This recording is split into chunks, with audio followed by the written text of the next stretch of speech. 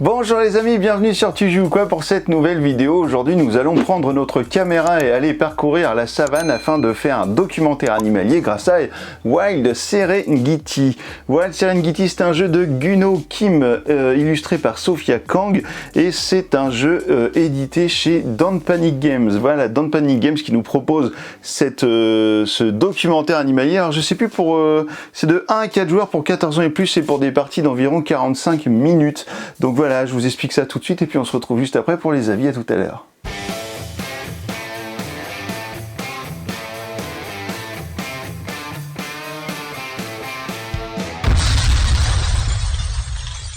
Voici le magnifique matériel de Wild Serengeti. Alors vous avez ici un grand plateau qui sera le grand plateau de tournage de votre prochain documentaire animalier. Et bien évidemment, vous avez ici tout un plateau qui sera réservé aux actions pour le jeu.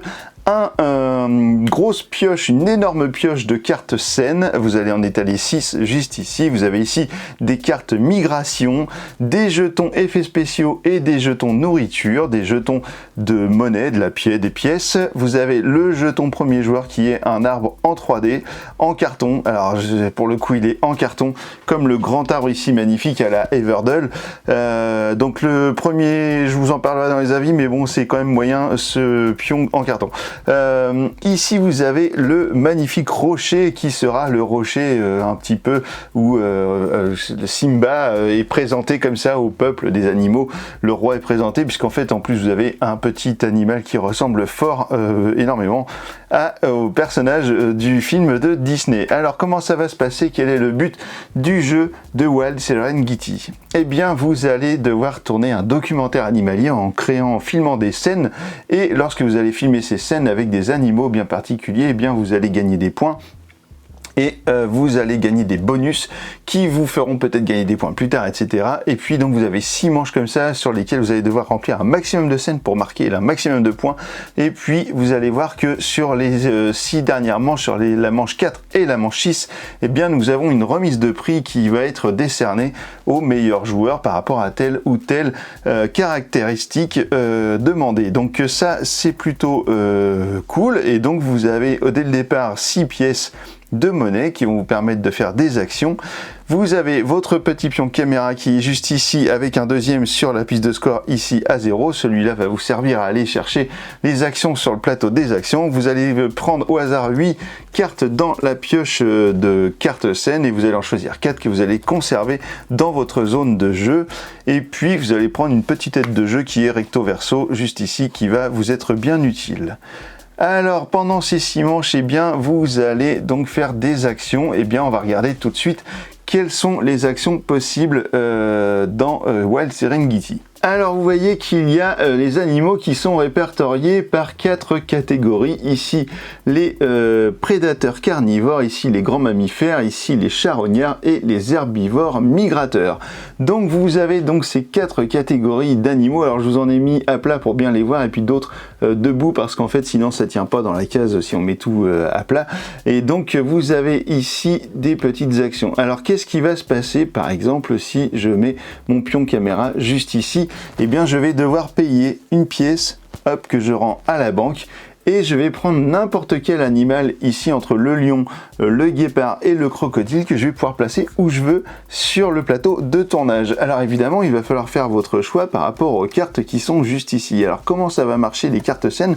Je vais vous prendre 3 types cartes scènes vraiment typiques. Voilà, ce sont les 3 types de cartes. On a les cartes scènes en ligne droite. Alors qu'est-ce qu'il va falloir faire pour marquer les points, pour valider cette scène? Eh bien vous allez devoir avoir dans la scène, eh bien cet animal, je sais plus comment il s'appelle, hein, une hyène, non, ou je sais plus quoi, non, la hyène elle est au-dessus, alors lui je sais plus comment il s'appelle, bref, une girafe, qui pourrait être par exemple juste ici, et un zèbre qui pourrait être par exemple juste ici. Vos animaux sont en ligne droite, vous avez bien, je sais plus, mince, ça m'énerve de pas savoir comment ça s'appelle, mais c'est pas grave. Vous avez ce petit truc qui ressemble à un chien, la girafe et le zèbre dans le bon ordre. Alors vous pourriez très bien les avoir également comme ceci, puisqu'on pourrait très bien lire de droite vers la gauche, donc ça marche. Vous pourriez les avoir également en colonne, ça marche comme ça et ça marche également comme ça. Il n'y a pas de problème, vous avez le temps que vos animaux sont dans bas en haut en bas, droite ou gauche, gauche à droite, et bien ça marche, vous aurez validé votre scène. Et même si par exemple vous avez un joli éléphant entre deux, et bien par exemple ça marche quand même. Vous allez avoir quand même validé la position du chien de prairie ou je sais pas quoi, la girafe et ici le zèbre. Donc ça marche, l'éléphant il va être caché, on le compte pas. Voilà, donc c'est comme ça que vous allez remplir les lignes droites. Ici vous allez avoir des caractéristiques de terrain. Donc on voit ici que le vautour là il doit être sur un rocher. Donc quand vous allez prendre un vautour, vous allez devoir le mettre sur un rocher. Et là vous aurez déjà validé un des personnages. Il va falloir un deuxième vautour sur un rocher, un troisième vautour sur une zone d'arbre et un rhinocéros sur une zone d'arbre, par exemple ici. Et là, vous aurez validé votre carte, vous aurez validé donc les 4 personnages, les 4 animaux dans les bonnes conditions. Et là, lorsque l'on a une carte comme ça, ou peut-être même celle-ci qui sera plus parlante, eh bien ce sera des animaux adjacents. Donc vous allez avoir un animal de référence qui sera toujours celui qui est en haut. Donc là, par exemple, le vautour qui lui devra être ce coup-ci dans l'eau. Et autour de lui, eh bien vous allez devoir avoir des ébus ou je sais pas quoi, voilà, qui seront par exemple comme ça. Vous allez avoir les animaux qui sont à côté sur les cases adjacentes au vautour. Mais vous ne pourrez pas par exemple faire ça. Là ils sont tous les 3 adjacents, mais l'animal de référence sera le vautour, il devra être au milieu. Alors ça marche aussi en diagonale, ou comme ça marche, il n'y a pas de problème. Donc si je souhaite commencer à faire cette carte scène qui me permet de faire de la ligne droite, alors je les mets pas en dessous parce que quand elles sont en dessous c'est qu'elles sont validées. Donc là je les garde dans ma main, enfin ouais je vous les montre, et bien je vais par exemple donc mettre ma caméra juste ici, j'ai payé une pièce et je vais prendre, pourquoi pas, alors c'est pas du tout la bonne zone, pardon, je vais le mettre ici, ce qui revient au même, je paye 1 et je prends une girafe que je vais mettre par exemple ici, pourquoi pas. Alors, ce que je viens de vous montrer ici pour les grands mammifères, évidemment, c'est valable sur cette case avec les charognards et ici avec les herbivores migrateurs. Donc, si je vais ici, je serai tout seul sur la case 1, je paye 1.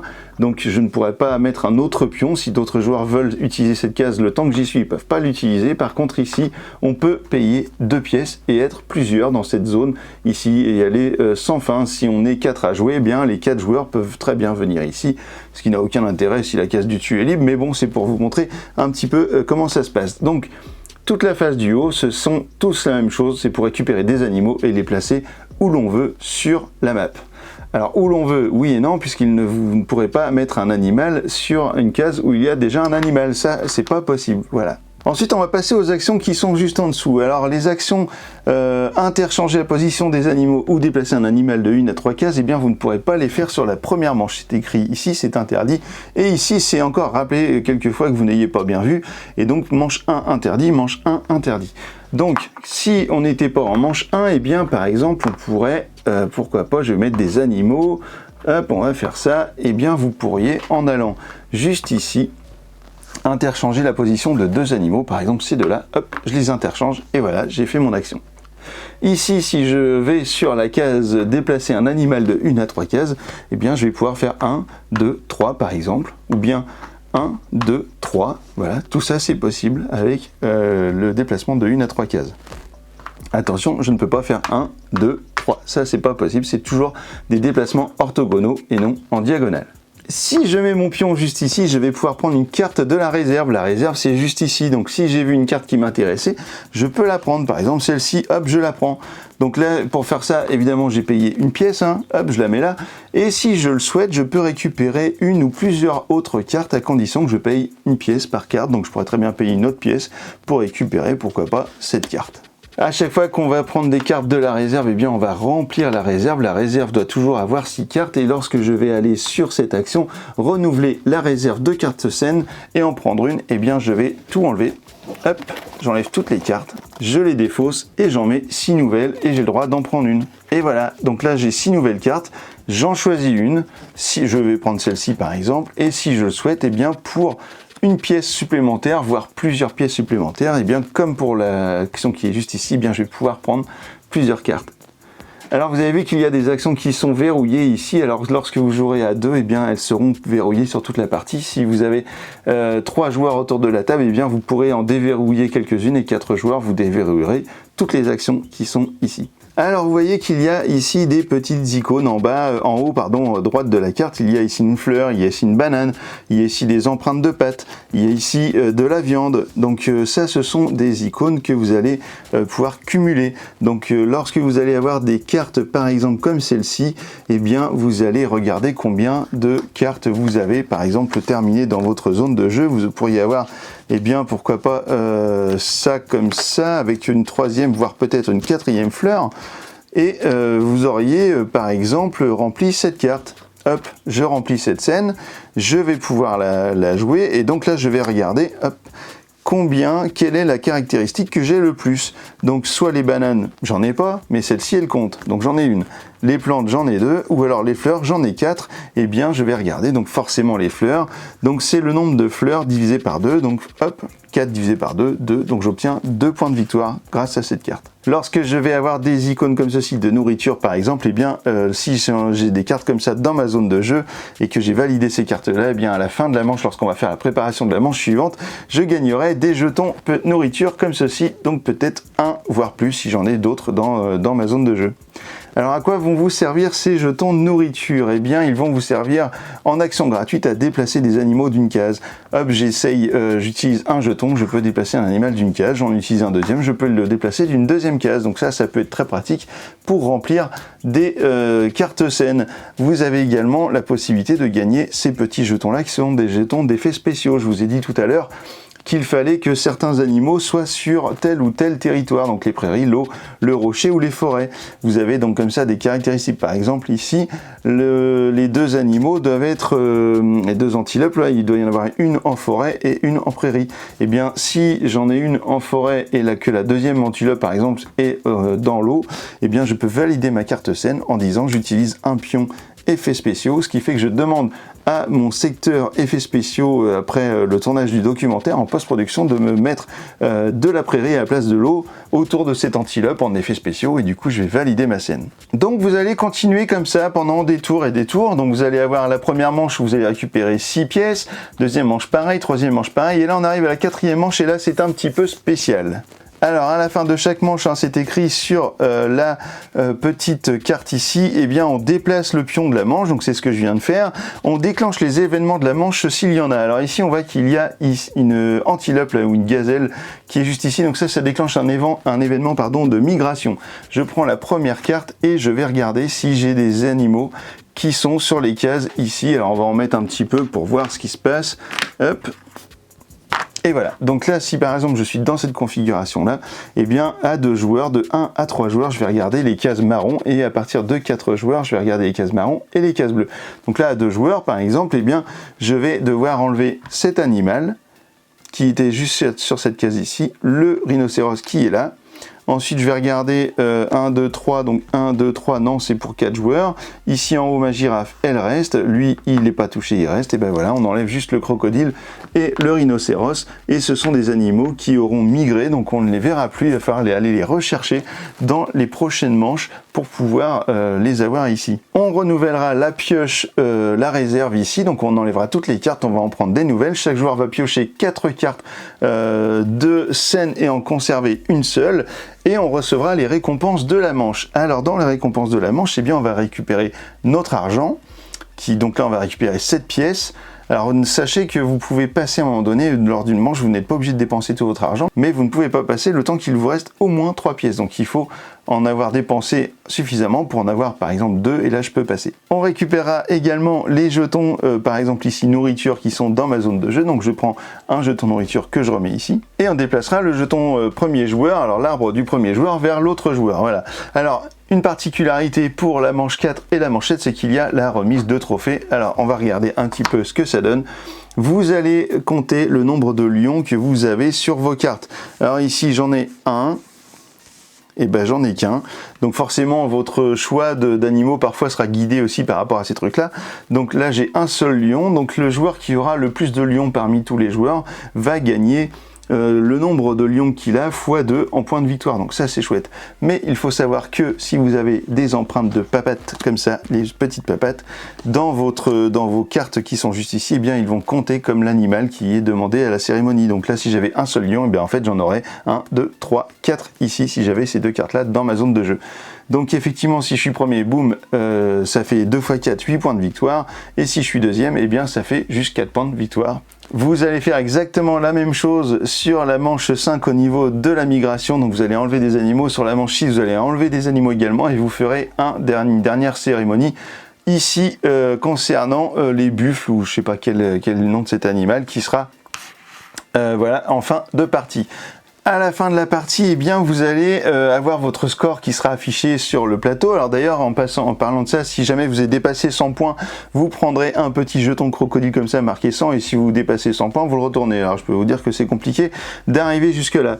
Sauf que vous allez avoir des cartes qui auront des cœurs. Je vais essayer de vous en trouver une pour vous montrer. Bah, par exemple ici, il y en a 3, voilà. Donc vous allez peut-être cumuler des cartes avec des cœurs comme ça, et ça c'est très important parce qu'en fait, en fin de partie, vous allez regarder le nombre de cœurs que vous avez cumulé dans votre zone de jeu, les cartes que vous aurez validées, et là vous aurez des points de victoire qui seront exponentiels par rapport au nombre de cœurs. Donc par exemple 3 cœurs, cette carte elle va vous apporter 7 points, mais par contre si vous arrivez à accumuler 10 cœurs, eh bien ce sera 50 points.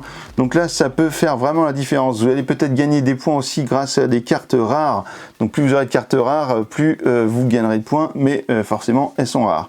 Et bien voilà, vous savez tout maintenant sur Wild Serengeti. Et bien je vous retrouve dans un instant pour mon avis sur ce jeu de documentaire animalier. À tout de suite. Et bien voilà, vous savez désormais comment fonctionne Wild Serengeti. Alors qu'est-ce qu'on en a pensé? Eh bien franchement, ce jeu-là, il est vraiment super sympa. Vous avez vu tous les animaux, etc. Déjà en termes de matériel, franchement, ça en jette, quoi, ça déchire. Les animaux, ils sont tous en bois, ils sont juste magnifiques. Voilà, vous avez vraiment devant vous le roi lion, quoi, avec le rocher, etc. Avec, je sais plus comment il s'appelle dans le roi lion, l'espèce de petit oiseau là. Bon, bref, Tuk-Tuk ou un nom comme ça.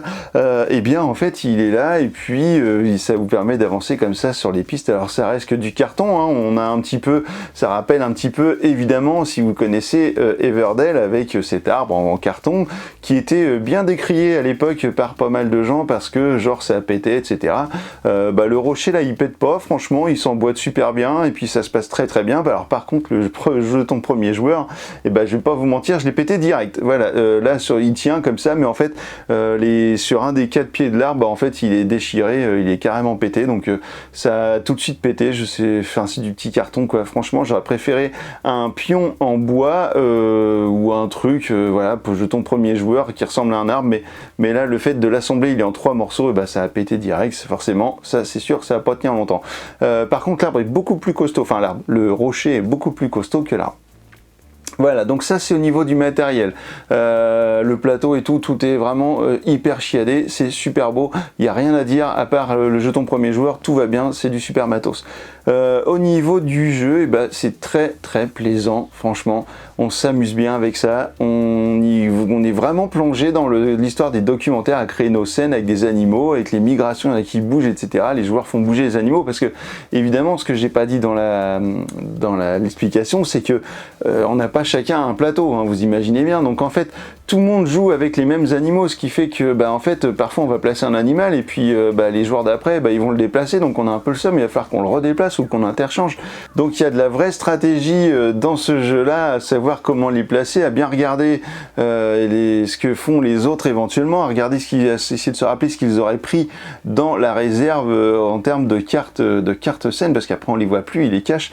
Et donc voilà, il faut avoir un peu de mémoire, il faut de la stratégie, et puis il va falloir être malin parfois, et puis essayer d'embêter les autres, hein, parce que c'est pas le tout qu'on se fasse embêter, mais il faut aussi embêter les autres. Donc ça c'est vraiment sympa. Voilà, le jeu est vraiment très très bien, ça marche vraiment chouette, on a vraiment on s'est bien amusé sur les différentes parties, donc voilà, je vous conseille vraiment Wild Serengeti. Alors je crois qu'il est un petit peu cher, mais il me semble que c'est dans aux alentours de 50-60 euros, 55-60 euros, mais avec le matériel qu'il y a là, forcément ça coûte un peu d'argent à fabriquer, donc ça c'est sûr, mais le jeu vaut le coup. Vous allez forcément passer des bons moments, et puis c'est pas compliqué, donc les enfants pourront vite jouer avec vous. Ils le disent à partir de, je disais tout à l'heure, 14 ans. Franchement, on peut jouer avant 14 ans, il n'y a pas de souci, parce que les règles sont pas compliquées. Alors évidemment, la stratégie, elle sera peut-être moins développée, mais en tout cas, ça marchera quand même. Et bah écoutez, voilà, maintenant que vous savez tout sur Wild Serengeti, bah alors, tu joues quoi?